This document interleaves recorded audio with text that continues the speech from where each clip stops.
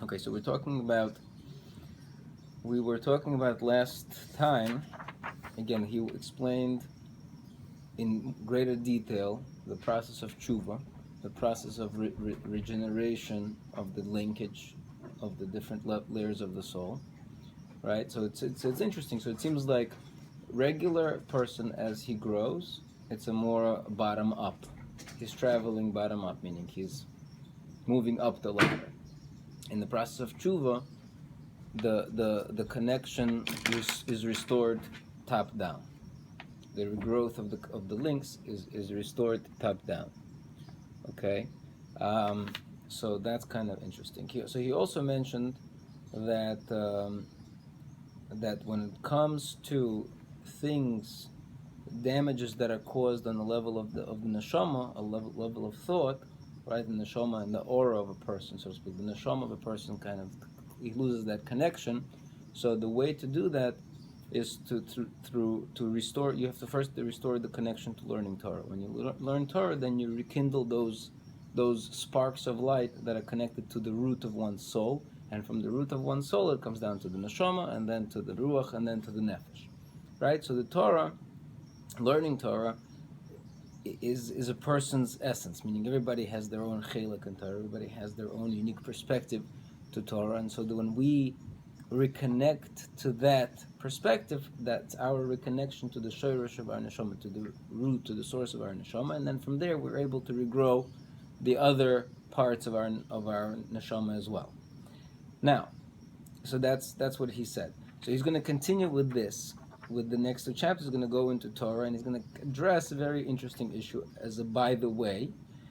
And the other thing that we said also about the Ameni Heshmei Rabbah, if you remember, right, that the idea of Yeheshmei Rabbah is also, there's also four worlds mentioned there, Lo Olamu, Le'olmei, Olmayo, that those are the four worlds that are connected to, that are parallel to a person's four layers of one soul. So when a person should have kavana, that he wants to attach himself to the name of Hashem, which is as close to Hashem's essence as we can get in the world. So therefore, when you attach yourself to the name of Hashem, in other words, you're restoring again that linkage through all of the four layers, and you want to say Hashem should expand His influence over you through all of the four layers, right? So now we're going to start Perek Chaf Aleph, and then he begins with talking to that again, going back to the idea of Torah. And it's interesting. So I think again, these. Remember, we were talking in the beginning. We mentioned that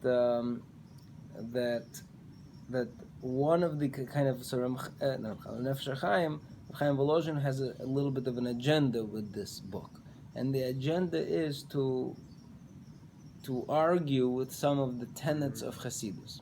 Right? We don't really see it because it seems very fundamental and very essential as to what he's saying, and probably I don't know enough to really know. But in these two chapters, I think this is where he's coming to make his his statement against some of the practices that I guess were happening in Hasidus in those days. Okay, so let's see. So Perek Chaf Aleph, V'zois Torah Sa'odam. So this is the Torah of a person. Should be iska b'Torah lishma, when a person is involved in learning Torah lishma for its own sake, which is lishmor, to upkeep, ulekayim, and to lishmor, to guard, to keep, to guard, kechol hakosov bo, and everything that's written in it.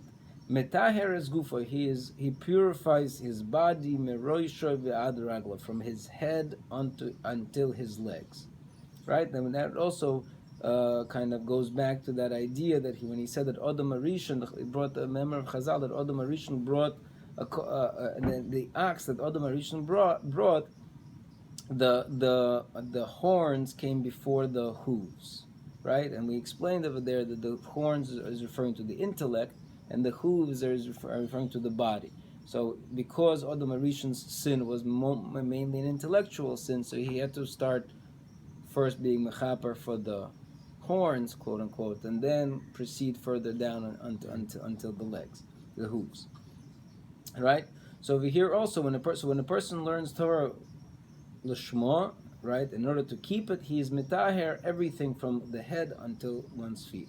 Kimidrasham, like the Gemara says in Brachas, Lama nismechu eholim linacholim. The Gemara darshan, this is from a phrase in Parshas Balak, when Bilam says Matoivo Alecha Yaakov, right? How precious are your tents?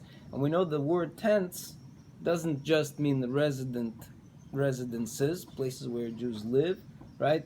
We say Yaakov Avinu was Ishtam Yoishev Holim, a sitter of tents, right? Tents is a euphemism, is referring to a place of learning, a place of studies where you sit and you learn, right? That's your tent.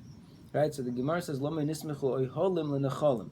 In one pasuk over there, in the bracha that Bilam gives, in the blessing Bilam gives, there's one pasuk there that says, right, starts out my tova halacha Yaakov, etc., and it goes, and so in one pasuk he or two pasukim, so Rashi and Tosfos, but he juxtaposes the word oiholim, which means tent, and necholim, which means brooks. Okay, brooks, or rivers, brooks, nachal, right? So the Gemara says, just like a brook, if a person dips into it, right, it raises him up from tuma to tahara, from impurity to purity. So too tents, so too tents can raise a person, meaning learning Torah can raise a person from kaf chova, from the side of Chova, meaning from the guilty side, l'kav schus, to the merit side, right? So again, we see this idea that Torah has the ability to transform a person from the guilty side to the merit side. Furthermore, the Gemara darshans gabei tahara satmeim b'mikvah, right? That when a tummy person goes into the mikvah, the pasuk says kol b'soroi b'mayim. He's got to immerse his whole body, right, his whole flesh inside the water. So the Gemara says it has to be mayim shekol gufa oila b'hem. It has to be the amount, the mikvah measure, the measure of the mikvah has to be enough water that the entire body will be completely immersed in it. So the Gemara says kach b'divrei Torah. So too, when it comes to words of Torah, kol gufa shlodam oila behem, the entire body of a person is raised up through them, right? V'shira chachamim, he points out here that the measure of the chachamim for the mikvah, amma al amma, a cubic amma, right, in the height of 3 ammas. So it has to be 3 cubic ammas. That the mikvah measurement is the minimal mikvah measurement is 3 cubic ammas. So, which is, he says, that's not just an accident that covers the human body. Because that's parallel to the 3 worlds, v'neiron, and the 3 layers of souls that are in those 3 worlds, Nefesh, Ruach, and Neshama. Right? Ma'aseh, Dibur, Machshava, which again is parallel to action, word, and thought, which b'Torah. When Torah involves all 3, action, when you perform the mitzvahs that you learn about, Dibur, you're speaking, and Machshava, and you're thinking. All of those 3 are included in learning Torah. So Torah is like the kind of the mikvah that purifies a person. Okay. And just like the entire body of a person goes up, is raised up, and is purified through learning a Torah, mitzvahs, and the commandments, so too the worlds follow. Of course, like we said before, remember the Beis Hamikdash is like is symbolic also to human beings. There's like the parallel to the head, the eyes are different parts of the Beis Hamikdash. So too the entire creation has elements that are parallel to the whole creation. That's why we say Tzelem Elokim. If you go back to the beginning of the book, that's why the human being was created in Tzelem Elokim, in the image of Elokim, which means Balak Echois Kulam, right, master of all of the forces, because God gave not just freedom of choice to the human being that he created, he also gave him the responsibility to take care of the entire creation, and anything that a person does affects the entire creation. Right? So therefore, when a person's learned Torah, he doesn't only purify himself, he's also purifying the entire creation which is connected to his being. Right? So it's a serious thing. Like we said, the 6th parak. So the worlds are also purified and raised up. Good. Now, the Odom Ayosher, and a person, a straight person, ha'oived ha'amiti, a true servant of Hashem, lo yifana daita machshavte beheis avoidose lo yizborach shmoi, and a person should not stop. When the person is serving Hashem, he shouldn't pause to clear his mind, even afilu kedei la'alis l'tahar gufa v'nafshe, even to purify his soul. I'm not sure exactly what this means, but a person should concentrate, just have the idea in mind. I think what he's saying is just you don't have to sit and dwell on this for too much either. That's not your business. Your business is to serve Hashem, and you don't have to sit there and figure out, oh, right now what I'm doing is going to be really affecting all of the world. Don't worry, that's going to happen anyways. It's a good idea for you to know that such a thing exists, but your job is to serve Hashem, and whatever the repercussions is, that's not. I mean, that's nice, but that's not necessarily your business. Your business is to be as pure as possible and to do what you're supposed to do. So this is where he gets into interesting stuff. He says this is really what was the entire avoida of our forefathers. And all of the previous tzaddikim, meaning the early tzaddikim before the Torah was given on Mount Sinai. So we know from the Talmud that they kept the Torah before it was given. Right? And it's going to, where do we know this? Rabbi Seinu Zal, Al Posuk, for example, regarding Noach, it says, Mina behema hatahora, right? From the Tohor animals, he brought 7 pairs. From the non-Tohor animals, right? From the non-Tohor, whatever it means, let's say non-kosher animals, he brought only 2 pairs. Now, how did you know which animals are kosher, which animals are not kosher? What, the Torah. Who's this? Noach. I'm talking about Noach. When he invited into the teva, right? 7 pairs of kosher animals, and only only one pair of non-kosher animals. I was always wondering. So how did he know which are kosher animals and which are not kosher animals? The Torah wasn't given yet. So the Omru, and so the Gemara says on this, Mikan. From here we know Shalomad Noach Torah, that Noach must have learned Torah. Okay? Again, he'll explain what that means. V'omru, and they also said, the Gemara in Yuma says, Kim Avraham Avinu is kol Torah, that Avraham Avinu, Avraham Avinu also learned the entire Torah. Right? And then he brings another few places where such a thing is said. Yeah, what's the question? But doesn't it say that it's not that Noah invited the animals, it's Hashem sent the animals to the table. So it doesn't matter if Noah knows to which animal is kosher, which is not, because it's not he who was bringing the animals in. All right, that's a question. So there's a discussion about that. It's both, because in one place it says they came, and in another place it says he collected. So there's a discussion about that. I don't remember how we come out. We come out over there. I'll have to double check. But the bottom line is there's both things are there. Because one pasuk says that he brought, and the other pasuk says that they came. So both elements are there. So as far as we're concerned, for our purposes here, it's sufficient to know that Noach was aware of such ideas. Okay? Now, now we can't say that Noach and Avram Avinu that kept this Torah, that they were commanded to do this, and they said that they did these things as an obligation. Okay? Because if so, then they would not rely on their own logic and reasoning. Right? What does that mean? He'll explain. Even though they were like so connected to God, they understood kind of the map of creation. They understood how the intent and how things work and all of the things from the spiritual perspective. Right?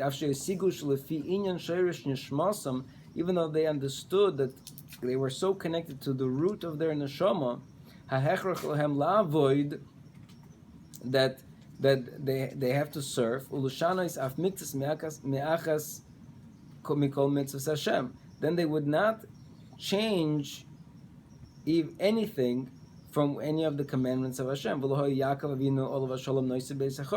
If they were commanded to keep the Torah as such, right? Then Yaakov Avinu would not marry two sisters. Amram, and Amram would neither marry his aunt, because these things are prohibited by the Torah, right? Rak mitzad hasagosam b'toyer sichlom. However, so they would not rely on their own reasoning, but they did. Why? Because rak mitzad hasagosam b'toyer sichlom, because from the purity of their intellect, right, and from their understanding the master plan of creation, hatikunim hanoiroyim, they understood the amazing achievements hanasim b'chol mitzvah ba'olam.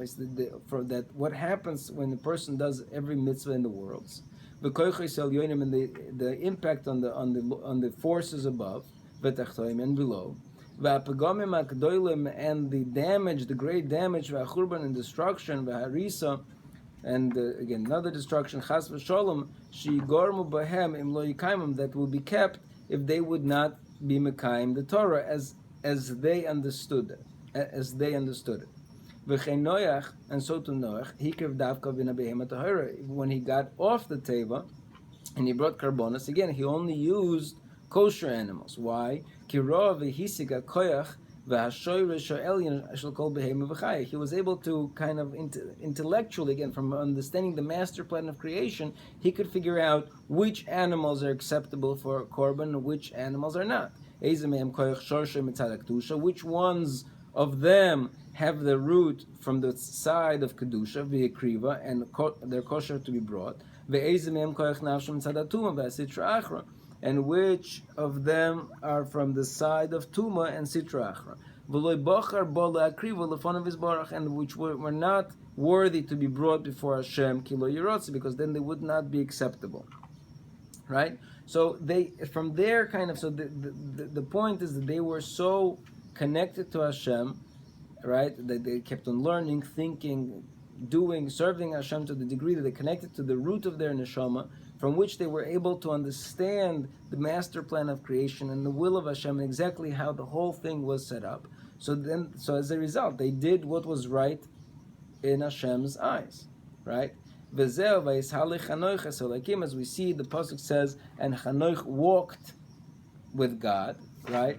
And further it says, es halakim es halech Noach, and again with the lakim, Noach was walking.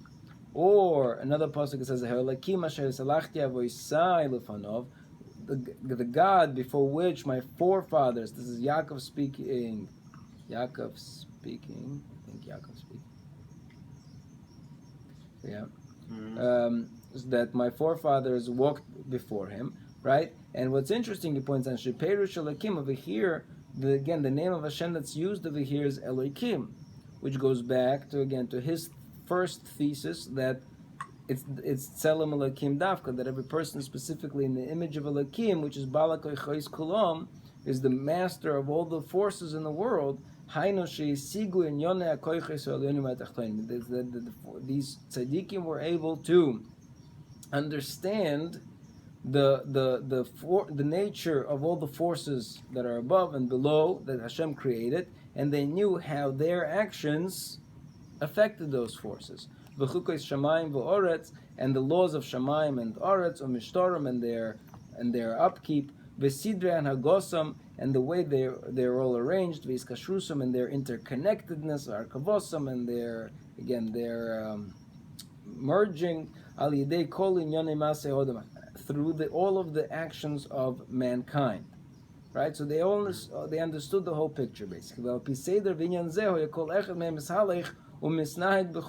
so they lived their whole lives with that, according to that understanding, walking in front of Hashem in all the ways that they were able to understand. As far as they understood from the perspective of the root of their neshama. Therefore, so when Yaakov Avinu understood that according to the root of his soul, Yigram tikunim gedolim bekoiches v'olam, they're going to be positive improvements, positive impacts in all of these forces. Im yisa shtei achois, if he marries two sisters, elu Rachel v'Leah, these two Rachel v'Leah, Vehema yivnu shtein beis Yisrael, because through them they're going to build the house of Israel. So yoga kama yegiyos va'avodos la'asigam sheyinosului. So he accomplished various stratagems and various services to Hashem in order to make this happen. That two sisters should marry him. I mean, in the Torah it seems like it was an accidental thing, but he seems to be implying that really it was Yaakov's intention all along. Okay, that's not necessarily for us right now. And the same idea is by Amram, because he married Yocheved, who was his aunt. Moshe, Aaron, and Miriam, because through that aunt he was able to have Moshe, Aaron, and Miriam. Okay, so even though, again, according to the Torah, the way we have it now, these things are prohibited, right? These things are prohibited. But all in all, they understood that they, according to the root of their soul, that this was specifically their destiny, that this is what they needed to accomplish, so they went ahead and they accomplished it. They accomplished it. And this is really one of the reasons that's why the Torah really wasn't given to Noach and their forefathers, because they needed to still to retain that freedom of fine tuning the whole avoida, in order to allow them to do these things that seemingly are against the written Torah the way we have it now. Because if Torah was already given to them in the written form that we have it now, that Moshe Rabbeinu gave it to us, then of course Yaakov would no longer be allowed to marry the two sisters, even if he would be able to see that according to the root of his soul, this is exactly what he's got to do. Then he would have to say, maybe according to the root of my soul, that's what it's supposed to be, but when the Torah says, can't do it, I can't do it. Right? Ube'emes they are called b'niyas beis Yisrael am segula. Right? But in truth, this was really the building of the entire house of Israel, v'tikun kol ha'olomes ha'lyonim v'tachtonim, and really the fixing of all of the worlds of up above and below. Okay, enyan ma'imoram, and again, similar to the statement in Sanhedrin, so how can Cain marry his sister? The Gemara answers a strange thing. Olam chesed yibon.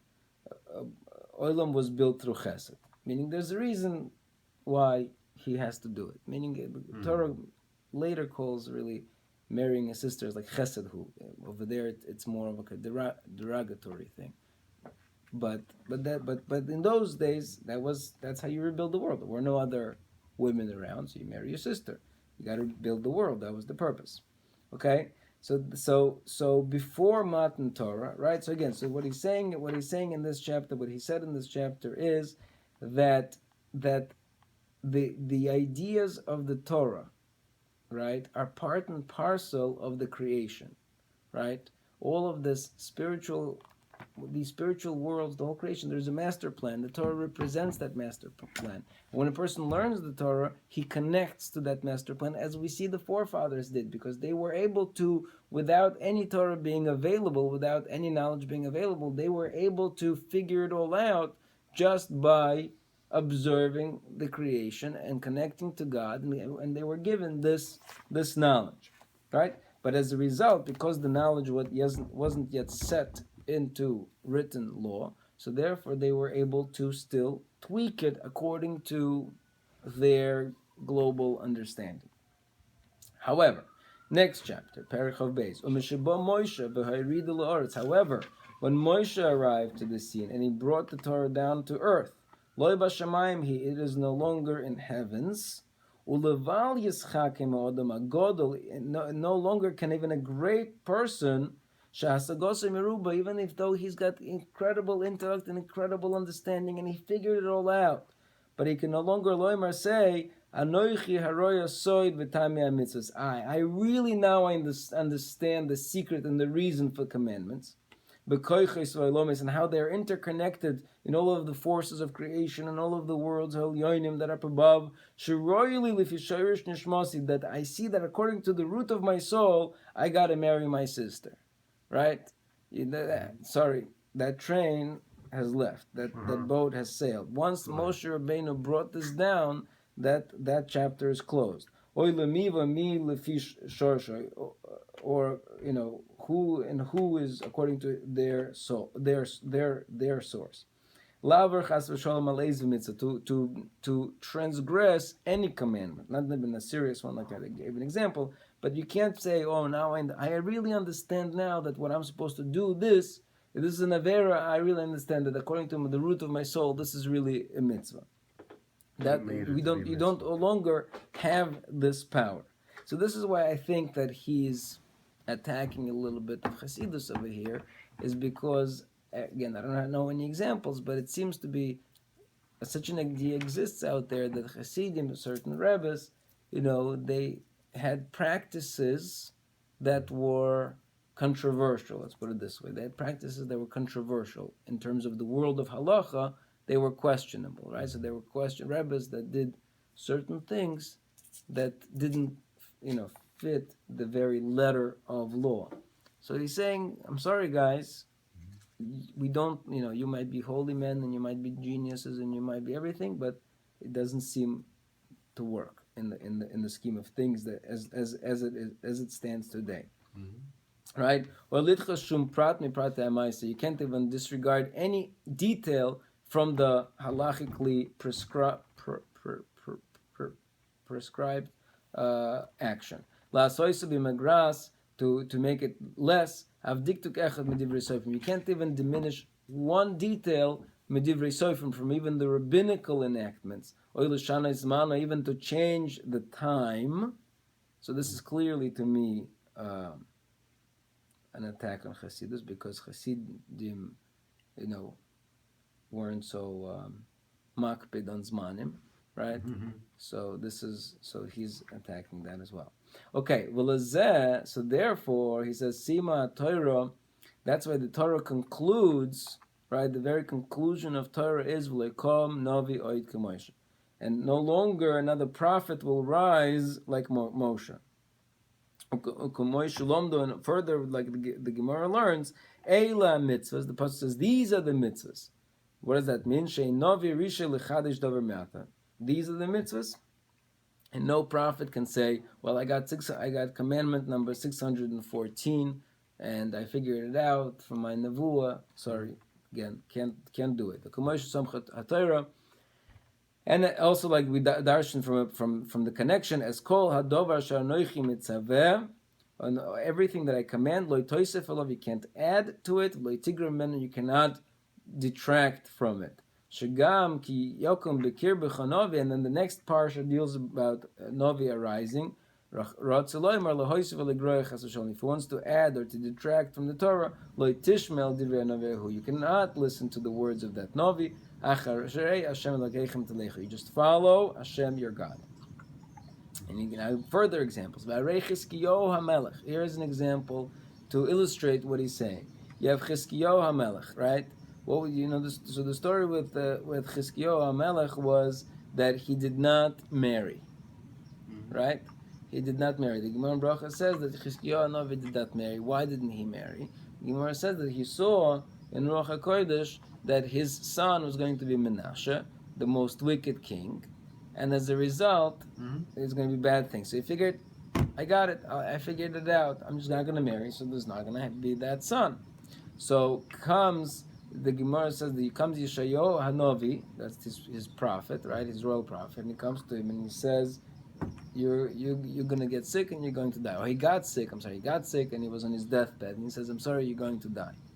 So he says, why am I going to die? Because he says, you didn't get married. He says, but I did it. This is the reason. He says, so the phrase, let's read. So he didn't get married. And obviously, his kavanah was l'shem shemayim, for the sake of heaven, not to increase Rashayim in the world. Im kol zeh, however, and despite all of this, Yeshaya came to him b'dvar Hashem, with the word of Hashem, v'omer loi, kimeis ata, you will die, v'loi tichya, and you will not live, meaning lo olam habo, even in the next world. This was such a serious offense for Chizkiyahu HaNavi. Not only is he going to die in this world, he lost his olam haba as well. That's like the ultimate end. Right. So, Mishum Deloy Asaktim Pirivivia, because you didn't involve yourself in the mitzvah of Puravu. You gave up on the mitzvah of Puravu. And all of the other merits that he accomplished. Okay, and there's numerous merits. It's tzedakos. They're not going to help you to get into Olam Haba. That's pretty serious. Why? Because he sought to free himself from one mitzvah, from one commandment, from the 613 of Teres Moshe. Even though he saw this in the vision of his Ruach Kodesh, the Yavkin Minei, that he's going to have kids that are not going to be so righteous. And he didn't really transgress anything actively. He just didn't pursue a mitzvah actively, right? So he just sat and did nothing. So it's a very limited level of not observance, right? So because in the Eliyahu Hanavi answers him, "B'kavshei derachmana lo malach." What are you doing amongst the secrets of Hashem? Meaning, that's not your business. You're not the judge of what Hashem's master plan is. Why? Kitame mitzvahs, for the reasons of the mitzvahs, at tachlisam, to their full extent, to their true knowledge. Lo nizgalo adayin l'shum odam ba'olam. War really will never be really revealed to any human alive. There's much more. They're just as infinite. The commandments that come from the infinite Creator are just as infinite as the Creator Himself. And so no finite being can really, truly understand what the master plan is. Even Moshe Rabbeinu only got 49 out of the 50 layers of understanding, right? So that's interesting. So he says, perhaps that Adam Arishon before the sin had that ability.